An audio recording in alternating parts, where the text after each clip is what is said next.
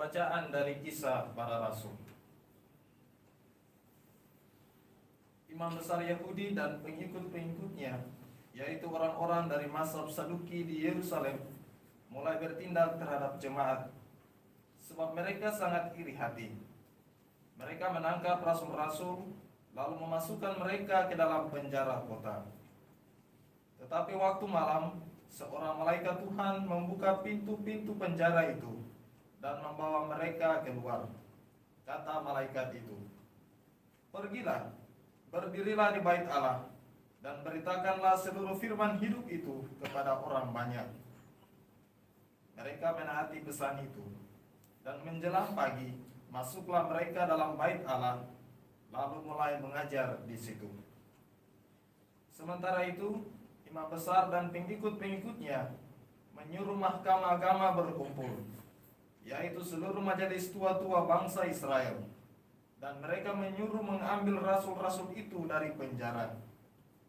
Tetapi ketika para petugas datang ke penjara, mereka tidak menemukan rasul-rasul itu di situ. Lalu mereka kembali dan memberitahukan, "Kami mendapati penjara terkunci dengan sangat rapinya, dan semua pengawal ada di tempatnya di muka pintu. Tetapi setelah kami membukanya, tidak seorang pun yang kami temukan di dalamnya." Ketika kepala pengawal bait Allah dan imam-imam kepala mendengar laporan itu, mereka cemas dan bertanya apa yang telah terjadi dengan rasul-rasul itu. Tetapi datanglah seorang mendapatkan mereka dengan kabar, "Lihat, orang-orang yang telah kamu masukkan ke dalam penjara ada di dalam bait Allah, dan mereka mengajar orang banyak." Maka pergilah kepala pegawai serta orang-orangnya ke bait Allah dan mengambil rasul-rasul itu, tetapi tidak dengan kekerasan, karena mereka takut kalau orang banyak melempari mereka dengan batu. Demikianlah sabda Tuhan. Syukur kepada Allah.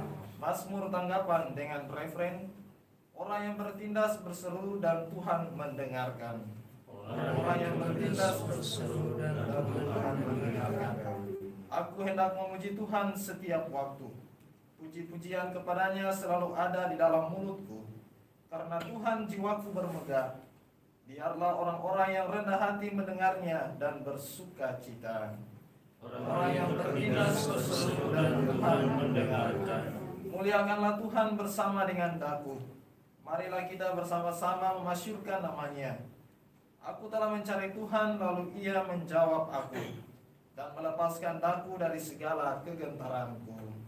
Orang yang bertindas berseru dan Tuhan mendengarkan. Tujukanlah pandanganmu kepadanya, maka mukamu akan berseri-seri, dan tidak akan malu tersipu-sipu. Orang yang tertindas ini berseru dan Tuhan mendengarkan. Ia menyelamatkan dia dari segala kesesakannya. Orang yang bertindas berseru dan Tuhan mendengarkan. Malaikat Tuhan berkemah di sekeliling orang-orang yang takwa, lalu melembutkan mereka. Kecaplah dan lihatlah betapa baiknya Tuhan. Berbahagialah orang yang berlindung padanya. Orang yang bertindas berseru dan Tuhan mendengarkan. Baik, pengantar Injil. Haleluya, haleluya, haleluya. Haleluya, haleluya, haleluya. Begitu besar kasih Allah akan dunia ini, sehingga Ia telah mengaruniakan anaknya yang tunggal, supaya setiap orang yang percaya kepadanya beroleh hidup yang kekal. Haleluya, haleluya, haleluya. Tuhan sertamu Dan sertamu juga. Inilah Injil Yesus Kristus menurut Santo Yohanes. Dimuliakanlah Tuhan. Dalam percakapannya dengan Nikodemus, Yesus berkata, "Begitu besar kasih Allah akan dunia ini, sehingga ia telah mengaruniakan anaknya yang tunggal, supaya setiap orang yang percaya kepadanya tidak binasa, melainkan beroleh hidup yang kekal. Sebab Allah mengutus anaknya ke dalam dunia, bukan untuk menghakimi dunia, melainkan untuk menyelamatkannya. Barang siapa percaya kepadanya, ia tidak akan dihukum, tetapi barang siapa tidak percaya, ia telah berada di bawah hukuman, sebab ia tidak percaya dalam nama Anak Tunggal Allah. Dan inilah hukuman itu, terang telah datang ke dalam dunia, tetapi manusia lebih menyukai kegelapan daripada terang, sebab perbuatan-perbuatan mereka jahat. Sebab barang siapa berbuat jahat, membenci terang dan tidak datang kepada terang itu, supaya perbuatan-perbuatannya yang jahat itu tidak nampak. Tetapi barang siapa melakukan yang benar, ia datang kepada terang, supaya menjadi nyata bahwa perbuatan-perbuatannya dilakukan dalam Allah. Demikianlah sabda Tuhan. Terpujilah Kristus.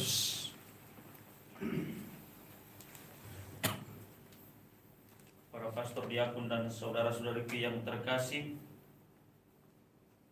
lewat bacaan Injil yang kita dengarkan hari ini memberikan suatu kepastian bagi kita bahwa untuk memperoleh keselamatan itu sangat mudah, yakni dengan percaya kepada Kristus dan melakukan segala yang diperintahkannya.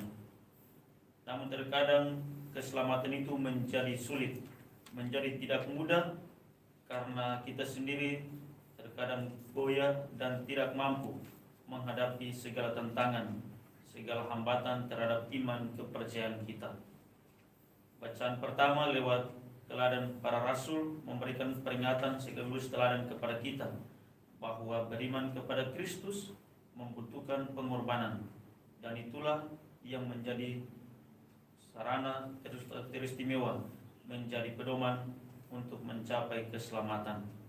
Kita belajar dari Kristus yang dalam kekuatan dan kelebihannya ia tetap mengambil jalan penderitaan, jalan pengorbanan untuk menebus kita. Maka mari dalam hidup kita, lewat iman kepercayaan kita pun berani berkorban, berani menderita demi keselamatan kita dan keselamatan orang lain. Rahmat Allah menolong kita sekalian. Amin.